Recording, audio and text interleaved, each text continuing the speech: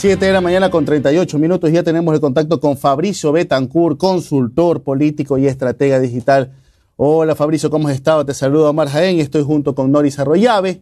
Gracias por invitar esta aceptación de un café con JJ, esta invitación. Muchísimas gracias Omar y Norris, también con Jimmy, un gusto y también un saludo a todos los radioescuchas. Fabricio, últimos días de campaña, los búnkers están afinando sus estrategias, sus piezas audiovisuales. Unos ya están pensando inclusive en el debate que tendremos aquí en este domingo, y el siguiente ya es el debate presidencial, y en 2 domingos ya estamos en las urnas. ¿Cómo ves estos últimos días, este último tramo de campaña? ¿Qué va a ser lo más importante en estos últimos días? Omar, bueno, lo principal es que el clima político, a pesar de que estamos tan tempranos y tan prontos para que este término llegue a su culmino, vamos a sentir un pesimismo y también sentimos una desinformación. También vemos cómo las fake news se están tomando cada vez y de a poquito. Toda la información que puede ser negativa la están convirtiendo en desinformación, obviamente, y eso está afectando también a la campaña.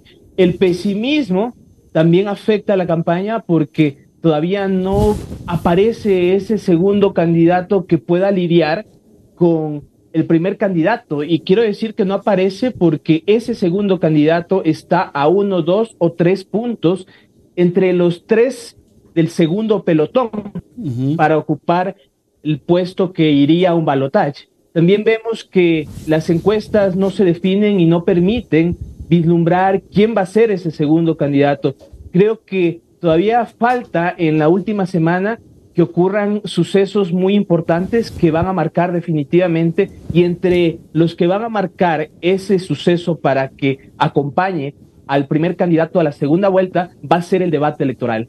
Claro, ahora, pero Fabricio, tú mencionas las encuestas y es válido, pero como que las encuestas nos han fallado bastante últimamente. O sea, todas las encuestas daban el 5 de febrero una victoria rotunda de la consulta popular. Ese dato decía que ganaba 70-30 en el tracking poll que presentó en Ecuavisa, y lo cierto es que al gobierno le dieron 8-0.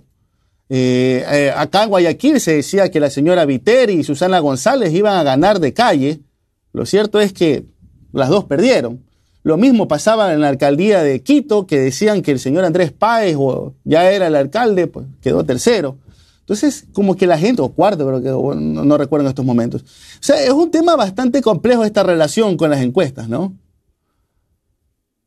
Bueno, topando el tema de las encuestas, no solo en Ecuador ocurre este tema. Recordemos lo que ocurrió en el Brexit, obviamente cuando se llamó a la consulta a toda la ciudadanía. El gobierno pensaba sobradamente de que iba a permanecer el Reino Unido dentro de la Unión Europea. No pasó. Recordemos lo que pasó también por la paz en Colombia cuando se firmó ese acuerdo entre las FARC y el gobierno de Santos. Tampoco ocurrió. ¿Y qué es lo que pasa con las encuestas? Las encuestas no tienen la misma efectividad que tienen en el pasado. Muchísimas de estas encuestas que son levantadas en territorio no tienen un sistema de auditoría que permita firmemente tener una trazabilidad que nos dé datos correctos de esa muestra, de ese segmento, para poder pronosticar ese futuro y ese oráculo que todos los humanos, por así decirlo, queremos saber. Lo que pasó con Sedatos obviamente no es nuevo, ¿sí? Ya ha ocurrido algunas veces en el pasado y también te da cierta suspicacia, pero existe otro tipo de información la cual no se contrasta con las encuestas de tierra, que es el Big Data y que es la analítica de datos. Dentro de la tecnopolítica, esto te permite obtener cierta información, como por ejemplo, a qué candidato lo conocen más, por ejemplo, los problemas que están ocurriendo, por ejemplo, las conversaciones que la gente habla en cuanto a los problemas. Yo creo que ese tipo de información no se ha logrado cruzar con información tradicional de las encuestas que normalmente se levantan en territorio, Omar. Perfecto. Ahora, bueno, tú decías que hay este sándwich, ¿no es verdad? Entre 3 candidatos que suben un punto una semana, bajan un punto y están en una lucha feroz. Ahí, ¿qué crees que va a salir como victorioso? ¿Qué discurso tú propondrías como para poder salir victorioso de esa pugna que hay por ese segundo lugar? Mira, haciendo un análisis, hay un candidato que tiene un discurso muy marquetero, muy elaborado, ¿sí?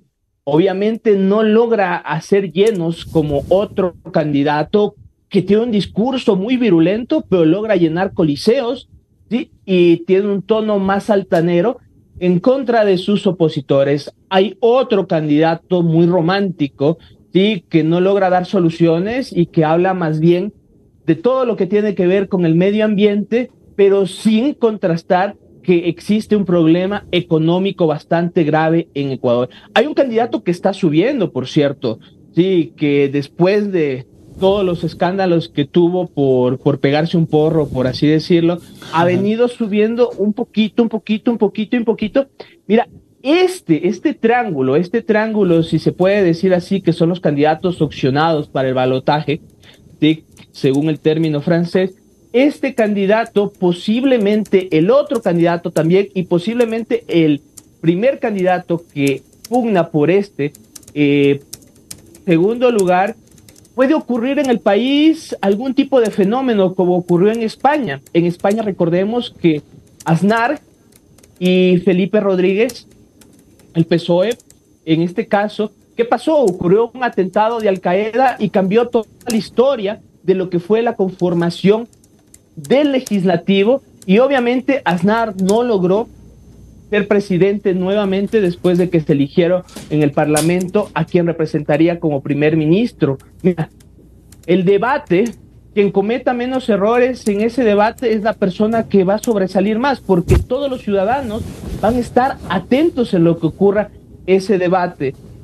La narrativa todavía no se entiende de los candidatos, es una narrativa, unos que tienen una narrativa de película de Hollywood, otros que tienen una narrativa muy juguetona, muy chistosa, muy insulsa, otros que tienen una narrativa muy aburrida, pero bueno, yo creo que se va a definir en este tipo de elementos en los cuales te mencioné. Debate, puede pasar algo, ¿sí? Las encuestas ya van a dejar de tener esa misma influencia que han venido teniendo con el voto duro, o eventualmente algún candidato puede ocurrir algún milagro y la estrategia logra consolidarse, que no se ha visto. Cuando los candidatos están muy cerquita es porque no existe una estrategia clara y eso no les ha permitido lograr posicionarse en el segundo lugar como la opción más favorable. Fabricio, buenos días. Noris Arroyave te saluda. Nosotros tuvimos aquí el otro día una entrevistada que está hablando en función de unas encuestas y nos saltó un dato interesante, que los jóvenes no están tan conectados con toda esa idea que normalmente se cree de todo pro todo, ¿no? Pro aborto, pro progresismo, pro todo. Y en ese sentido, a veces los candidatos tienden a llevar su comunicación hacia allá, y el voto joven en el Ecuador es un voto importante en este momento. ¿Cómo hacer para que los candidatos en este punto, a nada de las elecciones, conecten con los jóvenes y puedan transformar eso en un voto positivo para ellos?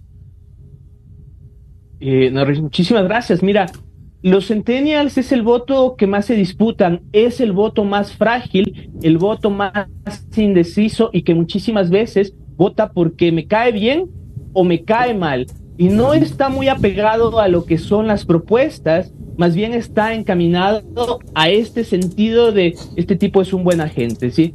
Yo creo que ese 25 a 30% de lo que representa la población del voto centennial es un voto que se va a definir al final. Ideológicamente tiene una mistura, no podemos ejemplificarlo como el voto del pasado, ese voto donde terminantemente la izquierda era pro aborto, pro medio ambiente, liberal, porque en la izquierda actualmente también es conservadora, es en contra del aborto, y existe una mistura de elementos también que le permiten tener un tipo de explotación en el medio ambiente que sea sustentable y otro tipo de elementos. Entonces no los podemos encasillar con esas casillas comerciales en centennials, millennials, baby boom, población ZX y como sea.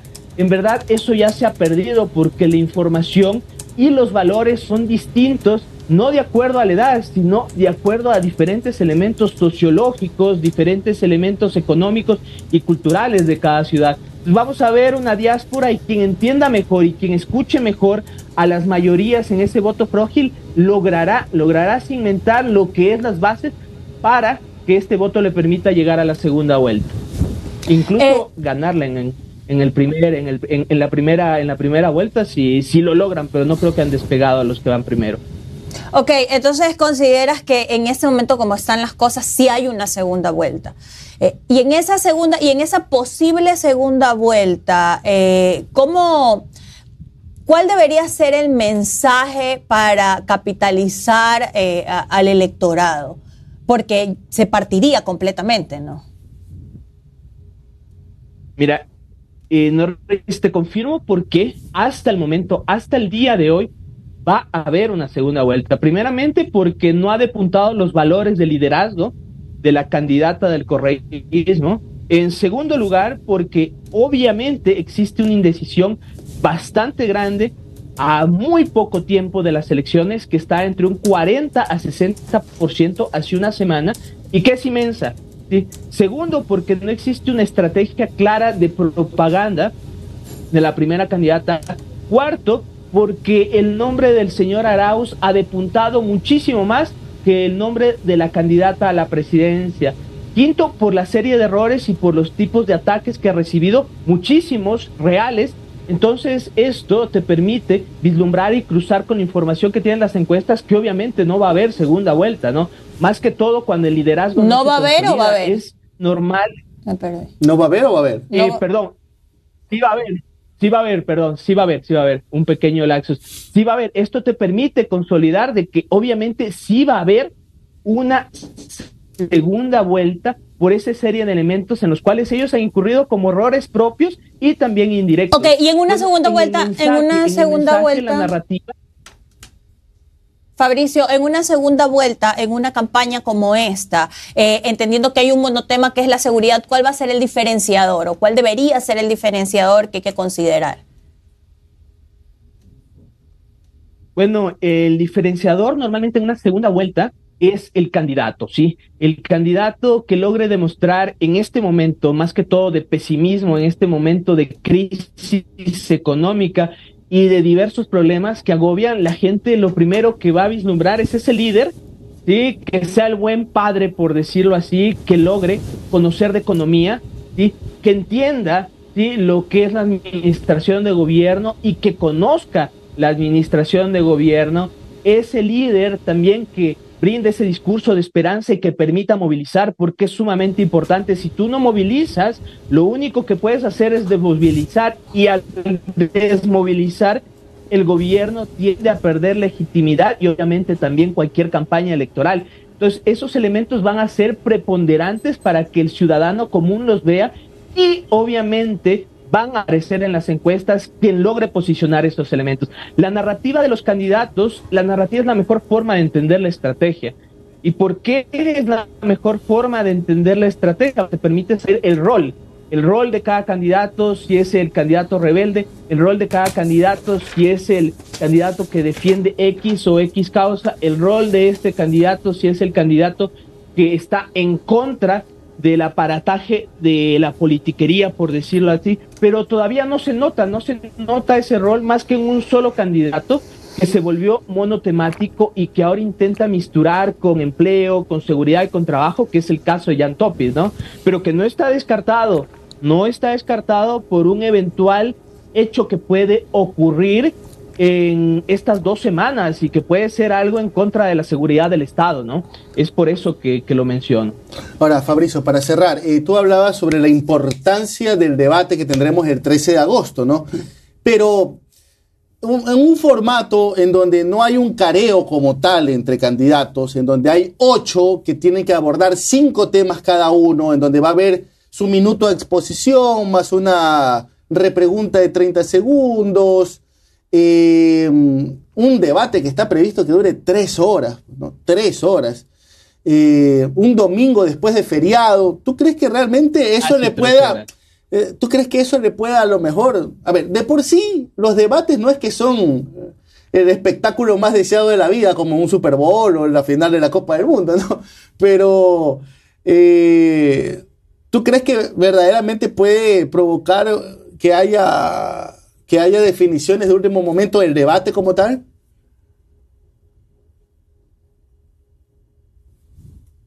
Creo que tres elementos, como les mencioné, ¿no? Que ocurra algo eventualmente en la seguridad del país y permita despuntar a un candidato, como ocurrió en España con el PSOE y el PP. Y puede ocurrir otro tipo de elemento, errores fatales que no se los pueda curar. Incluso esos errores fatales pueden ocurrir en el debate. Mira, muchos consultores te van a decir que los debates no influyen, ¿sí? Que los debates no tienen ninguna injerencia y que son de lo más aburrido. Hay distintos contextos en cómo hay que entenderlo. Eso no influyen cuando existe una diferencia del segundo con el tercero ni unos 10 puntos, ¿sí? Claro. Pero cuando existe una diferencia entre 1, 2 a 3 puntos, la influencia es bastante marcada, ¿sí? Y eso lo podemos no solamente ver en Ecuador, sino en otros países en los cuales ocurre ese tipo también de fenómenos. Entonces, quien se equivoque menos en el debate y quien logre expandir de una manera mayor y masiva lo que se llaman esas perlitas de los debates, ¿sí?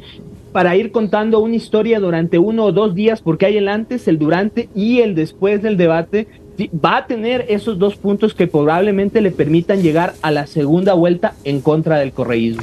Perfecto. Hemos tenido a Fabricio Betancourt, consultor político y estratega digital. Muchísimas gracias por estar en Un Café con JJ, Fabricio. Muchísimas gracias, Omar. Muchísimas gracias, Norris. Un placer. Bueno.